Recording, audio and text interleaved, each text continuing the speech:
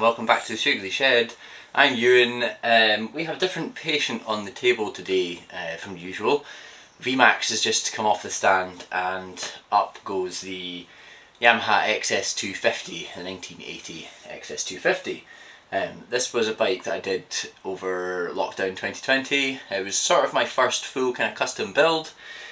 However, as I've progressed and improved with my fabricating skills and wiring skills and just full kind of like bike building skills in general, there's lots of things on this bike that I want to try and improve upon.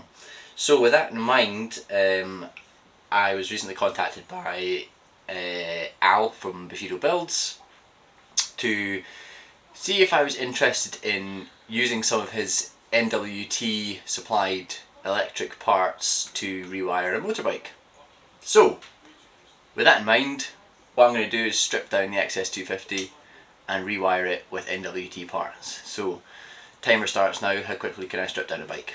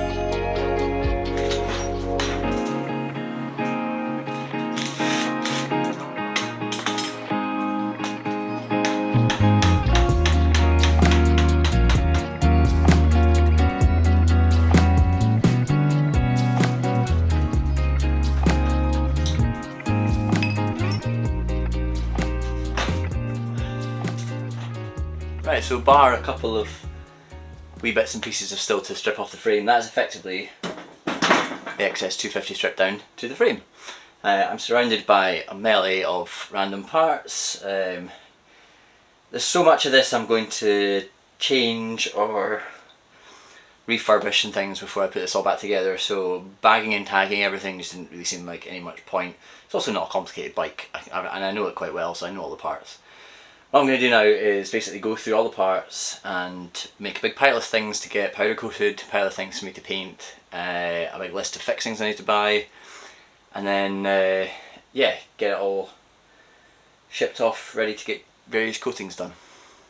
Right, everything's back from powder coat. It's sort of a week later since the strip down. It's looking great. I've got the frame, swing arm, battery box, a few other bits and pieces. Like I said before, I kind of know this bike inside and out, so it shouldn't take too long to put it back together. I'm not going to put the engine in yet because I've still got a couple of things I want to do to it. I've built a wee stand for it, so it's up on the workbench just now. But that's okay. I know some people prefer to like lie the engine on its side, or lie the frame on its side. Sorry, lie the engine on its side and place the frame over the engine and bolt it in and then get it upright. But I know I can get the engine in and out of this without causing any damage to the frame, so I'm not worried about that. Plus it would be nice just to get it built up into a rolling chassis before I can kind of, yeah, cross that bridge when we come to it basically. Unfortunately the VMAX currently has no back wheel on it because the swing arm's getting some work done to it. That's another kettle of fish, but basically means that the stand is occupied, so we're kind of going back to old school Shoogly shed roots and working on the floor again. It's okay though, because at least we're dry and we're not outside on the patio. So yeah, a couple of things to turn the lathe out of nylon. There's the foot pegs are usually on these weird kind of rubber mounts, but they always like be really sloppy and really kind of wobbly, so I'm going to make up nylon ones instead, just to try and take up some of that. Likewise the handlebars were rubber mounted as well, I'm going to make them out of nylon, again just to try and remove some of the play that was in the handlebars.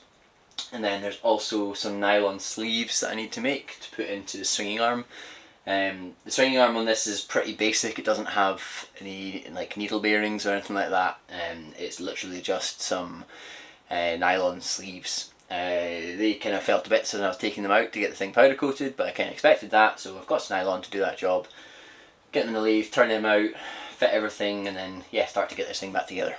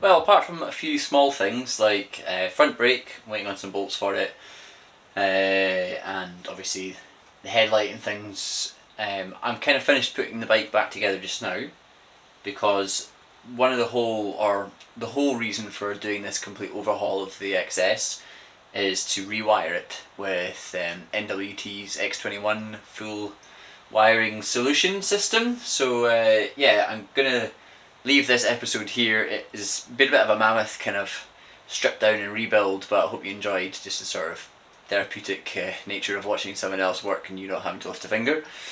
So yeah, like I said, the next episode will be a kind of comprehensive breakdown of the wiring that this bike's going to get. Anyway, thank you for watching as far as you have, if you did get this far. As usual, please do subscribe to the Shoogly Shed channel. I appreciate all the support, and I will see you next time. Take care. Goodbye.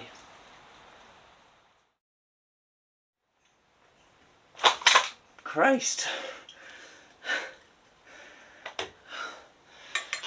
Oh, I need more hands.